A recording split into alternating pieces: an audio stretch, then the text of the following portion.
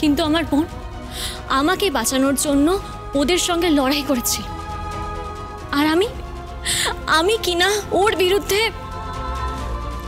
আসলে লোভ খুব খারাপ। এই তোর ন্যাকামাগুলো বন্ধ করো তো। এই ন্যাকামিটা জাস্ট আমি নিতে পারি না। দুদিন আগে অব্দি তো খুব খারাপ ছিল তোমার বোন তোমার জন্য। আজকে যেই মরে গেল সে খুব ভালো হয়ে গেছে। তোমার বোন বড় অত্যন্ত লোভী। তার হলে আমার ছেলেকে ফাঁসিয়ে এই বাড়িতে ঢোকে?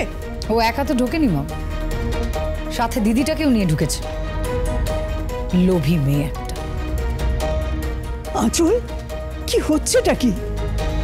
সে তো আর নেই, কোথাও নেই। এখনো তাকে ছাড়বে না? সরি গ্র্যানি, পারলাম না। আমার এখনো মনে পড়ে ও আমাকে কতটা হ্যারাস করেছে। ওই গ্রামের দিনগুলো আমার কাছে আজও বিভীষিকা। আর সবকিছু তো ওর কথাই হয়েছে। আমার হাড় মাস চালিয়ে খেয়েছে ওখানে। সৌরভ যা করেছিল একেবারে ঠিক করেছিল, একদম ঠিক করেছিল। আর তোমার প্রিয়দর্শিনী, তোমার এই শিক্ষাটা দরকার ছিল।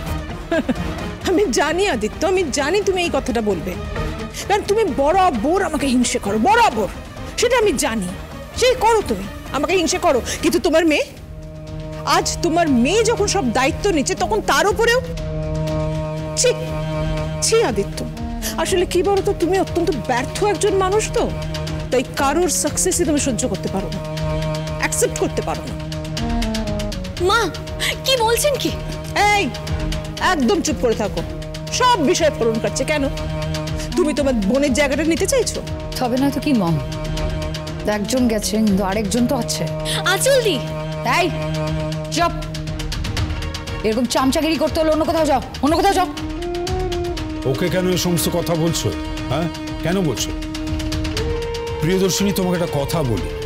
পৃথিবীতে একমাত্র সম্পর্ক হলো পিতা পুত্রের সম্পর্ক, পিতা কন্যার সম্পর্ক, যেখানে একজনের সাফল্যে আরেকজন কখনো হিংসে করে না, বরঞ্চ গর্ব করে।